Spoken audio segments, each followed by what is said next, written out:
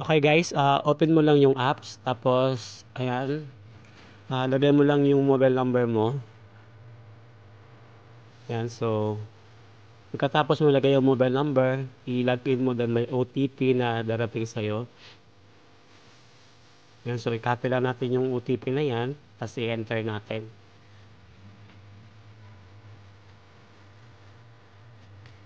So next, click mo yung next.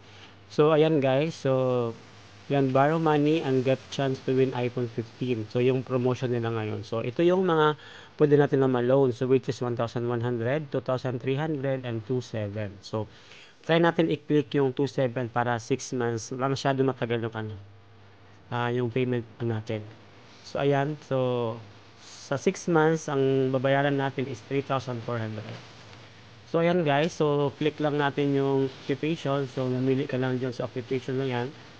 So sa akin is sa sales, so select ko lang yung, hanapin ko lang yung sales.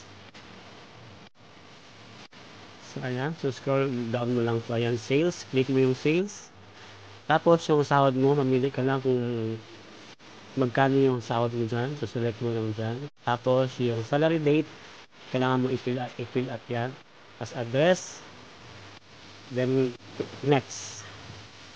Pagkatapos guys, maghihingi siya ng contact person. Dalawang contact person, lagay natin dyan. So either siblings, trusted friend, or parents. So mamili ka lang kung anong ilagay mo dyan. At pagkatapos mo malagay lahat, next mo lang at lalabas na yung IBN number mo, saka yung bank account mo. So pag okay naman yung bank account mo, so click mo lang yung next. Kung wala ka palang bank account, meron palang Butim and money card na gagamitin. So ayan, so click mo lang yung next.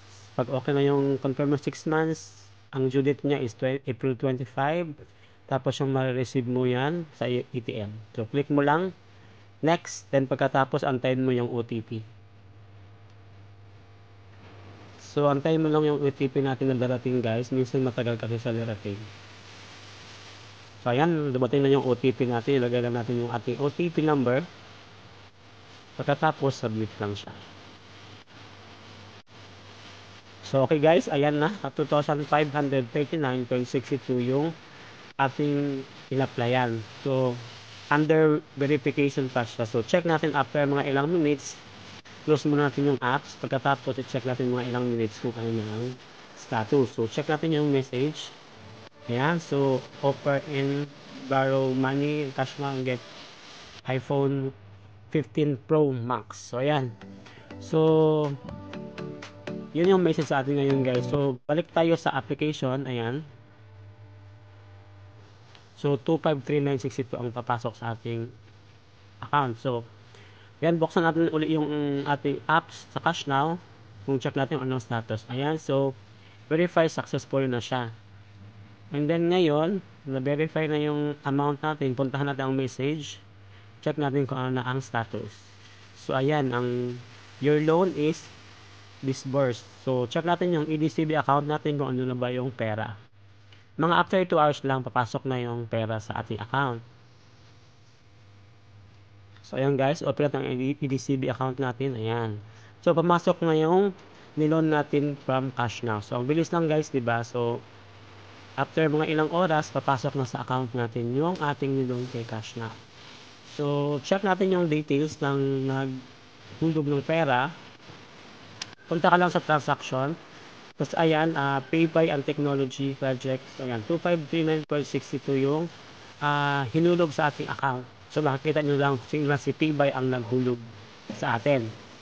So, ngayon, i-check natin naman guys ang ating monthly. Ang monthly ngayon is 567 per month. Yung ating monthly. So, every 25 of the month tayo magbaba.